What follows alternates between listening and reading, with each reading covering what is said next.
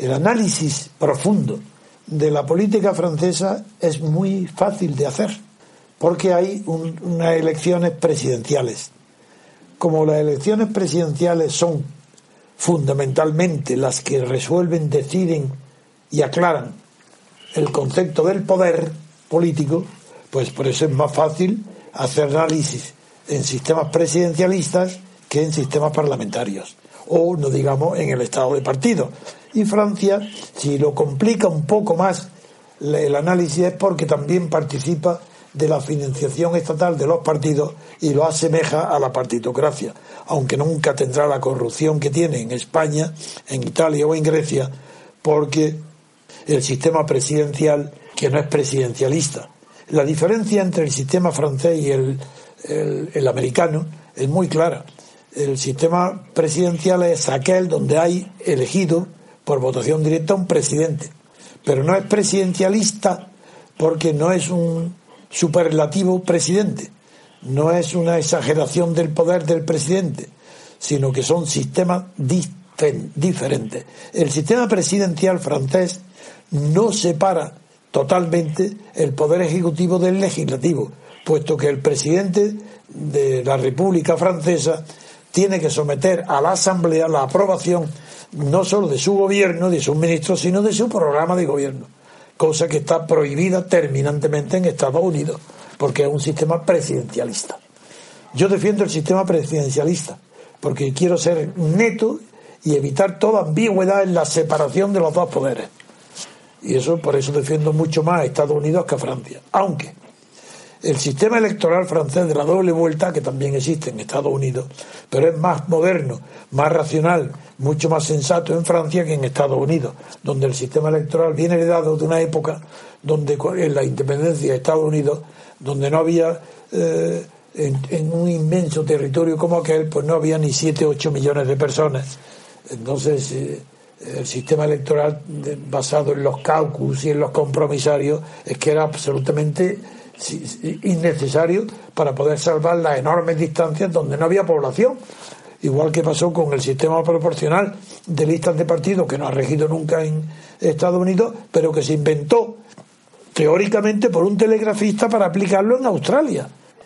Jamás en Inglaterra ha estado en vigor, que fue donde se inventó, donde primero se inauguró este sistema corrompido y bochornoso, porque no es representativo, fue en la República de Weimar. Y luego ese sistema es el que sirvió a Hitler y a Mussolini para llegar al poder sin disparar un solo tiro. Ese sistema de las listas de partidos. Y eso es lo que hay hoy.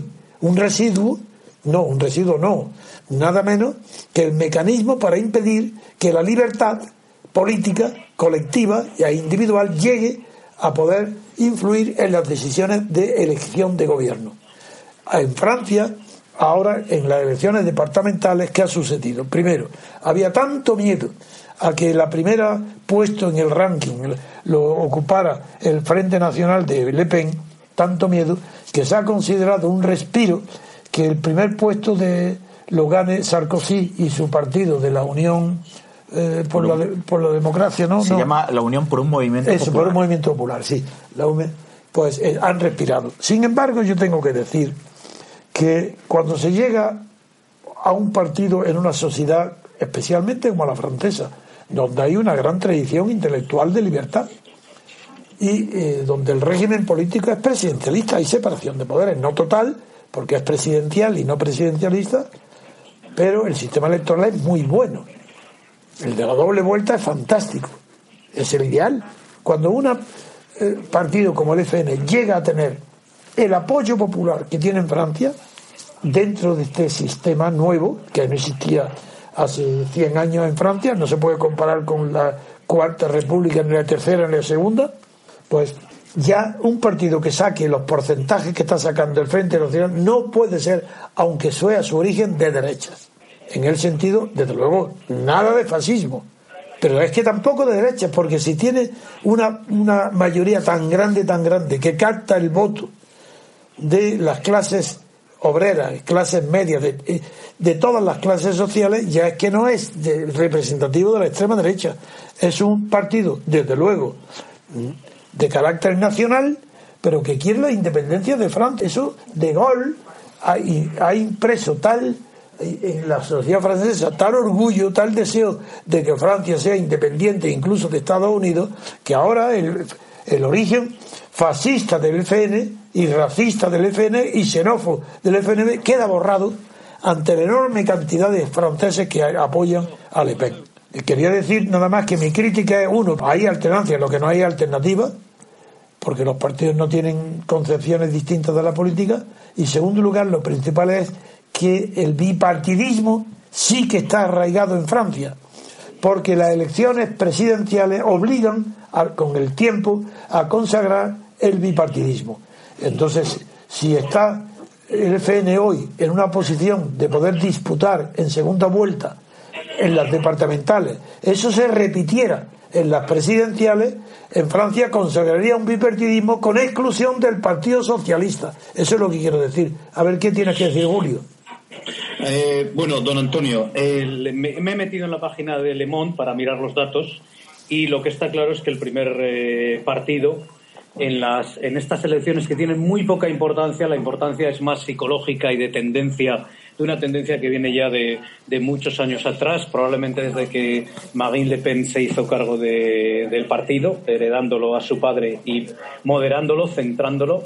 Hay una cosa muy clara, que es que Le Pen saca cada vez más votos en Francia, en todas las elecciones, estoy siguiendo a Le Monde, que como sabéis es el representante de la progresía francesa, el diario intelectual de los últimos 40 años, aunque obviamente ahora está en decadencia, como todo en Francia, por otra parte, especialmente el terreno de la cultura.